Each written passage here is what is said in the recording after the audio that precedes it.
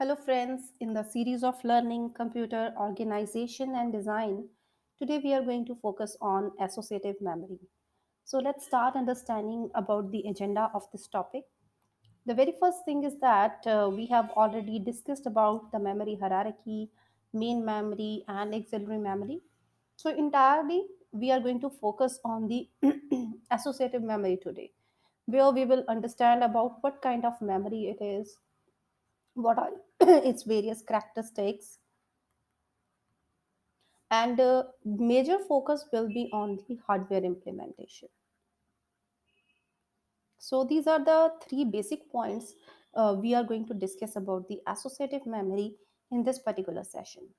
So let's start understanding about it in more detail.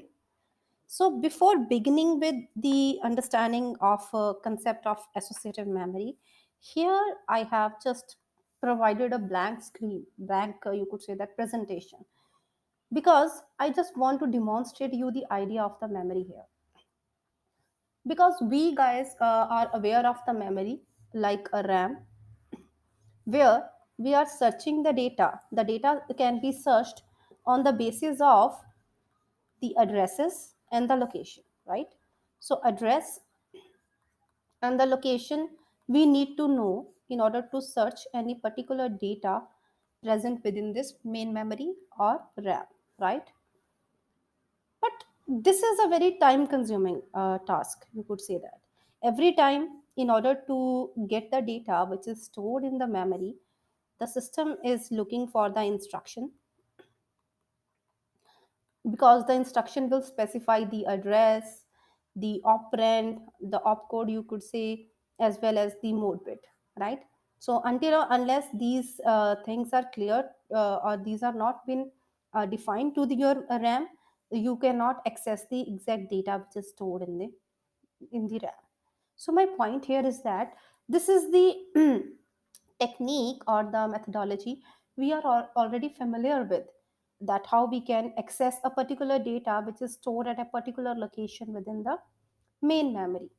Now the concept of associative memory is quite different than that of this main memory. Reason being, if the user is looking for fast data access, you want that the data should be accessed in a faster way, then this kind of memory will get fail. Okay, so in that sense, will be getting the data, or we will be using the mechanism of associative memory. Now what is happening in the associative memory then, or you could say how we can get the data? We are getting the data by searching it. So search is the thing, search is the key that we are going to use when we are about to use the associative memory. So what we are doing in the search, we are directly writing the content. Like let's suppose I am looking for this particular data, whichever it is. In the search, I will directly write that particular data, and the associative memory will use certain algorithms or certain search operations will be done, that from the area of the associative memory, that particular data will be matched, will be provided as a return value. So this is how exactly the associative memory is working. Let's start understanding about this associative memory, its functionality, and the various characteristics that this memory is holding in more detail. So, here is the point. The very first thing is that the associative memory is also known as content addressable memory, CAM. So, this is very important question which can easily be asked to you in the exam, that which memory is also known as content addressable memory. So it is nothing but the associative. Now why we are calling this memory as a content addressable memory? Because as I have already explained you, this memory unit accesses by the content or the data itself. That is why it is known as associative or the content addressable memory. Okay, so what are the other characteristics this kind of memory is having? This type of memory is accessed simultaneously. Means Let us suppose this is the associative memories array where all the data or the content has been stored. You need, whenever you will write your data in the search, okay, the all data will be simultaneously and parallelly processed.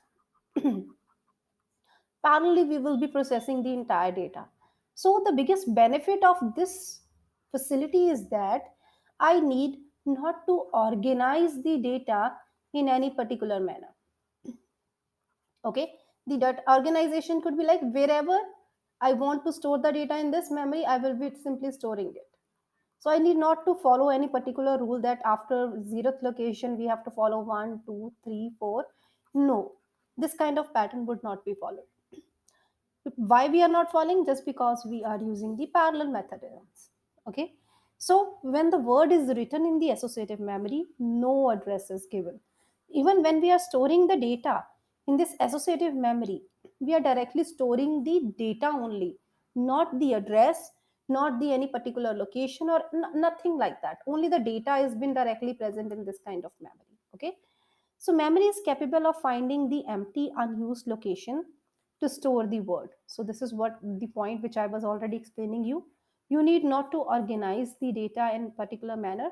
Wherever the memory will feel that okay, this particular place is empty, that word will be stored here.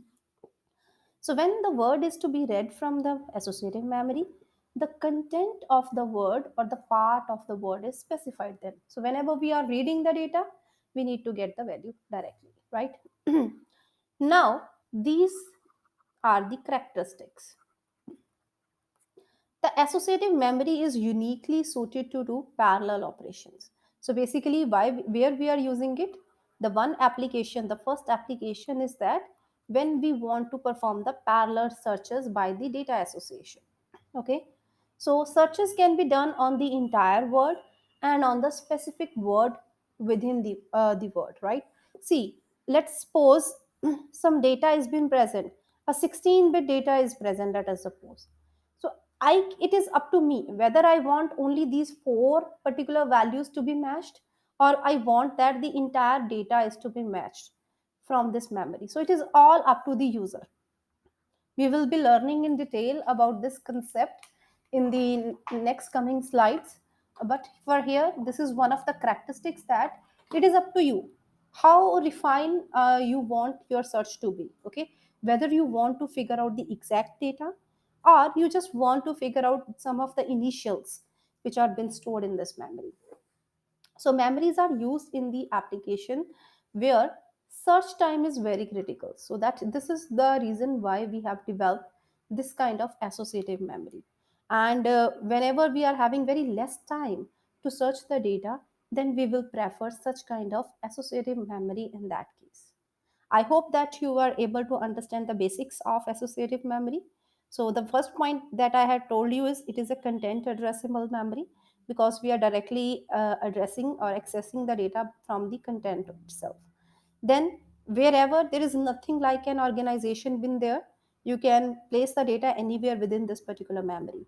Why so? Because whenever the search operation will take place, it will parallelly or simultaneously search the entire, you could say that the data which is available within the memory array. Then the third is that basically it is suited for those kind of applications which are requiring very which where the access time is very short, you could say that. So another aspect I would like to talk here as well. The aspect is that this kind of memory is actually highly expensive. So this is when one of the very important point here. Memory is very expensive in nature. Why? Because here what we will do, we will perform a bit by bit search. Okay, if this is the LSB and then the middle bits and this is the MSB and this is the LSB, then bit by bit data will be searched for all the contents which are available. So for that I need to implement a very strong hardware here. That's why it is highly expensive in nature. Now let's begin with understanding how the associative memory works. So as I said, in the associative memory, we have to directly write the content So the place where we are writing the data or the content, okay, we call it as the argument register. Argument register is the place or a register where the content which is to be searched will be placed. Okay. And then there is another register, we are calling it a key register. The key register will be responsible for providing the match. Okay. So with the key register only you can match the data which is available in this array of the associative memory. So the key register's value should be 11111 for the data. So for n number of data, let's suppose the content we are searching is of 8 bits. Okay. And the key register is having the value, very first three values are equals to 1 and rest all values are equals to 0. It is the responsibility of key register to determine that how many bits will be searched in the memory array. So it will depend upon how many number of ones are present in the key register. So there are three ones. So the corresponding bit will be searched in the associative memory. So this is how the entire procedure will take place. So key register is here to perform the match. Okay. And then this particular large square or rectangle, which whatever you could say, is the associative memory array and the logic. Array and logic. Array means holding the words here. Okay. Logic is some sort of logic or methodology we will be applying here in order to refine the searches in this particular associative memory. So here we have taken the example that we are using m number of words starting from 0, 1, 2, 3, so on up to m number of words. This is the size of this particular memory. And each word is of length n bits. Okay. So this is the thing. And we can provide any input also to this associative memory. We can perform read and write operations in this particular memory. And whenever the search operation is done, when the search is over, then that data which has been ultimately been given or taken as a resultant value would be taken from the associative memory and will be stored in the match register. From this match register we will take it forward and will make it be to be used by any of the other operations. Okay. So this is what is the hardware implementation. So broadly the hardware implementation is consisting of an argument register. So from next slide onward I will be simply writing it as a key register with key, and then this is the associative memory array which is consisting of m number of words and n bits are present in each word. Okay. So this is the entire hardware implementation. Now if we have to thoroughly define that how the search will happen, how the search will take place in this kind of memory, then what is the procedure for that? So this particular diagram is depicting me that how the search will take place. Okay. So I am going to take one example here. So here this entire is the actually the argument register, which is consisting of A1, AJ and AN. Means these are some random bits we have taken. These are the bits of the data. Okay. Let's suppose this is the A register, argument register having some size it must be having. So let us suppose some data has been available here like this. So these bits, this is first bit, let us suppose, and this is the 0th bit, and this is the 1 bit. So okay, I am also taking the 3-bit data here so that you should be having the better idea. Okay. Now the next thing is that we also require a key register. So key register for the key for our key register, let us suppose all the values are equals to 111. Okay, means I need to match the exact word which has been stored here. Now, if I approach here for this is the content in the associative memory. So as I said, there are m number of words stored. So on up to for starting from first, so on up to some ith word is there, so on up to some mth word is there, and total number of bits in the each word were equals to n. So similarly, we have defined the values here. Okay, so let us suppose in this associative memory, the data stored is like this.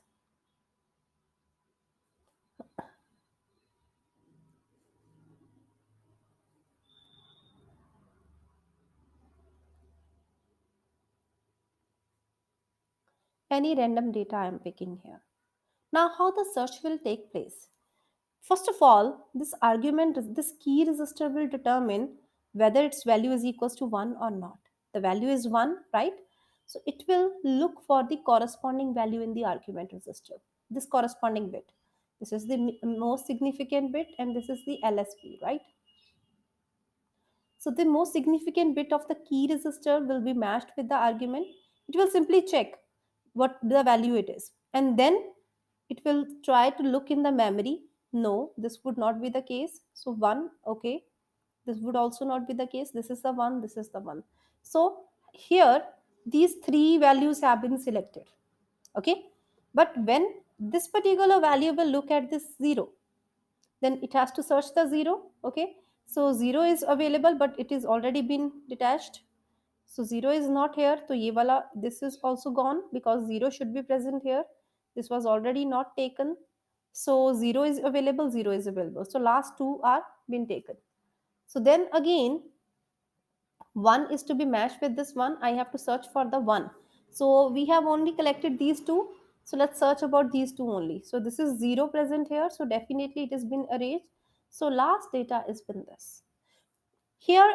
Just because I cannot let you know how the parallelly operations are taking place, otherwise the key register will parallelly start executing the data. Okay, if it is finding the exact value, then it will take, otherwise it will simply eliminate that particular value from the search operation. So this is how exactly, once we have found the data, now that data will be stored in this match register. So the only ideology that you need to know here is that the data is searched bit by bit. That is the main thing.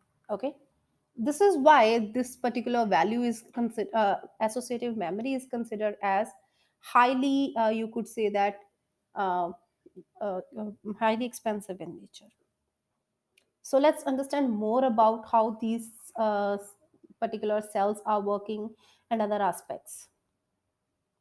So this is the internal organization of one cell of associative memory. Now what is this one cell? This particular cell, these cells we are talking about, any one cell has been taken. So in the example, they have taken the example of Cij. Okay. So what is being hidden behind the scene? Let's understand that. So we have learned that there are three kind of input values we can perform. We can either provide an input value, and on that particular input value, either I can perform the read operation and or the write operation, right? So accordingly I will be able to work on the things. So here what is happening is the value of input is equals to 1. So let me take it into this particular gate. This is becoming 0 and I want to write this value, means I want to write this, store this value into the cell. Okay, so this is the meaning of the term. So this is 0, this is 1, so 1 and 1 and is equals to this. This is here and flip flop. So we are taking SR flip flop. We know that the SR flip flop will work if it is 0 0, it will provide me the present state value. If it is 0 1, then 0 will be the resultant for the next state. For 1 0, it is 1 1. And for this 1 1, I am not going to get any output. Okay. So right now, what I got 1 0 will lead me 1. So this is the 1. I want to write this value 1. So this 1 will be stored now in this particular cell. So this Fij is equivalent to Cij. Just because we are now demonstrating the idea in a mathematical form, so I have defined it as a function here. Okay. Otherwise, this is the same value. So this value 1 will be stored here in this Fij, and it will be further performing the match logic here. This is the argument register's value. This is the key register's value. And if the match will happen, then it will be stored in this memory array, okay, match register. And the read is 0, so I don't want to read this data, so definitely the output will be equals to 0. So let's suppose to the same data, I wanted to perform the read operation. The data is 1. Now I don't want to read the data, but I want to, write the data. I want to read the data. So how this thing will happen? So again, this 1 will lead to 0 here, and 1 will go directly as a 1. So write is 0 here. Here it is also 0. 0 and 0, right? So 0 and 0 is going to depict 0, or you could say that this is the AND gate, 0 value. For 0 and 1, I am going to get again the 0. Okay. So what will be the output of this SR in case of 0 0? The present state value, whatever the value it is already holding. So that will be continued here. So for the value, for the time I am simply writing, let us suppose the present state value is 1. Even if it is 1 or even if it is 0, we can we will be satisfied with both the cases. Okay. So I am taking it as a 1. So 1 is coming here, the 1 is again coming here. So the ultimate output is the 1, because 1 is the data which was stored here and I wanted to get. So what if it could be 0? Then what will happen? This is 1, this is 0, so this will lead me 0. So 0 was the data which was stored here. So output of read operation is 0. Okay. So that is the main thing that we need to understand here. And it was nothing but the one cell, the internal organization of one cell. You could say that what is the hardware being attached behind the scene, behind this particular bit, or behind these every individual bits. This is what it is depicting. Next is about understanding the match logic now, because so far we have learned about all these aspects, how the memory, the data is been stored bit by bit, but we haven't talked about this particular match logic yet. Okay, so you can see that in this match logic, one value is coming from the argument register, one bit is coming from the key register, and some bit, one bit is coming from this words bit. This is the bit of a word. Okay, so let's understand about the relationship between these three and how it has been used in this match logic. So as I said earlier, how we can say that the match will perform or match will take place? The only thing is that in the very first step, what we are going to do is we are trying to directly match the values of this A resistor, okay, with the contents FJI, Fij, Fn, something like that. Okay, we are not including the key bits here. So what will happen? If this value is 0, it means this should also be 0. If it is 1, then it should also be 1. If it is 1, again it should be 1. Only then I could say no match will happen if I am not considering the key here. So that is why what we are doing is, for we are actually generating a new keyword here. Okay, so here we are having this argument register to be equals to this Fij. This is what the point is. These values should be equal if in order we want the match should happen, right? So what we did, we say that only if these two values of argument register and the bits in this Fij position are actually the same, only then I could say that the match will happen, right? So this is the first expression that we are getting. So we have defined a new variable here, which is xj, which is saying that in order to figure out whether the bits present in the argument register as well as in the word are same, then this particular expression needs to be followed. Now what does it mean? Let us suppose both the values of aj and Fij are equals to 1. Then if both are 1, then 1 dot 1 plus 1's complement in 0 dot 0. Okay. So further it is going to be 1 plus 0 will lead me 1. Even if the values are 0 here, then what will happen? So 0 dot 0 plus 1 dot 1. Ultimately the same result I will get, right? So it says that for the word I to be equal to the argument A, we must have xj variable equals to 1. So it means that if have to consider that these things are these matches, the argument resistor is matching with the function, then this particular expression needs to be fulfilled, and the value of this xj should always be equals to 1. This is what the point is. So this condition we can also determine. Now what is this exactly? The xj is just any particular bit that I have taken, right?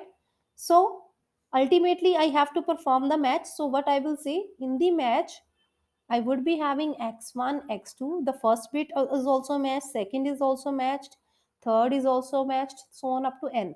All the values if would be equals to 1, 1, 1, only then the match operation will happen successfully.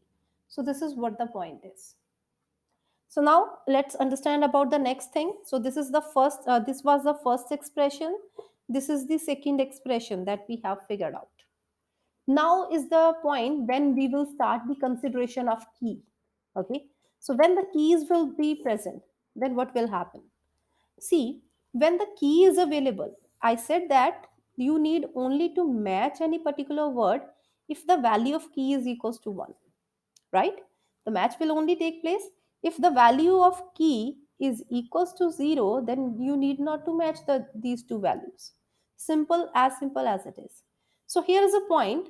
What we are doing is, now we have already figured out what is this xj, because it is already sorting the value of ai and fi, right? So we have just including the key here, but along with the complement. So it simply means if the value of this ki is equals to 1, then what will happen? This is xj plus 1 and its complement. Xj plus 1's complement will be 0. So ultimately the answer will be xj. If I will take x key value is equals to 1, only then this entire match will happen. So I have already matched the data and stored it in this particular expression of xj, right? So that is why we have taken the complemented value here, if the value of key is equals to 1. So this expression I have used to determine, to include the key value when the match is happening. So if the value of key is equals to 0, then what will happen? So for the value of key to be equals to 0, then the case will be something like xj plus 0's complement, right? So xj plus 1. 0's complement is 1. So ultimately it is going to lead me for the 1 as an output. So that is why this is the case that whenever the key value is equals to 0, then you need not to bother about these values. Okay, you can directly skip and you can directly move to ahead. So the match logic is now having the another operation, right? So you could say that another value, like in the previous one, we have defined that the value of match logic should be equals to x1, x2, x3, so on up to xn. Now we have attached the key here. That is why the expression has become you modified to this. So mi is equals to now x1 k1 complement dot x2 k2 complement, so on up to n. So this is the third equation that we have followed. So this, from where we have got this value? From the second. Okay, because we have simply implemented this k xj and we have modified it. Now what will happen exactly? This x1 is exactly what? This x1 is this aj fij, aj's complement and fij, right? Plus kj's complement that we have just figured out. This is the sum. In order to determine the match happening in the match resistor, that mi, then summation of j is equals to 1 to n will have to follow this particular resultant. Okay, so how this particular resultant is leading me for the value? Let me take you that. So this is the final result. So here what we are having is mi is this, the match. What the match will be consisting of? Starting from the value of j to n, we will be having aij fij plus aij's complement, fij's complement plus kj's complement. So this is entirely the expression is. So let's start understanding about this expression when the value of j is equals to 1. For that, we will be having the expression will be like, for j is equals to 1, the m1 value is going to be ai1 fi1, right, plus a complement I1 F complement I1 plus K1's complement. So this is the value K1 A1, right? Because I need the A1 value. So here is the thing. So what we are having here is we are having the function here. Function is coming like complement and without complement. So this is Fi1 and Fi1's complement.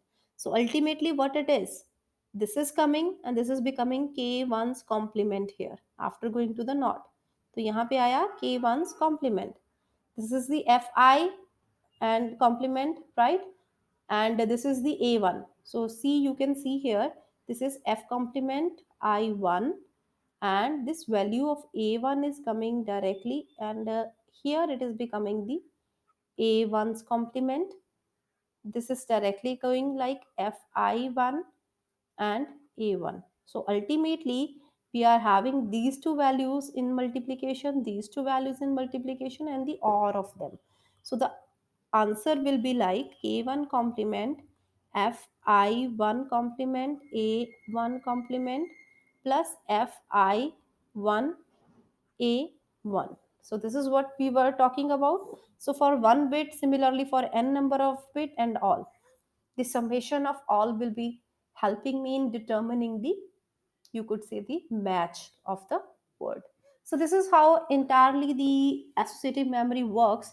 In order, it has to match the data. I hope that you were able to understand the entire concept today. Thank you so much for watching this session. Thank you, students.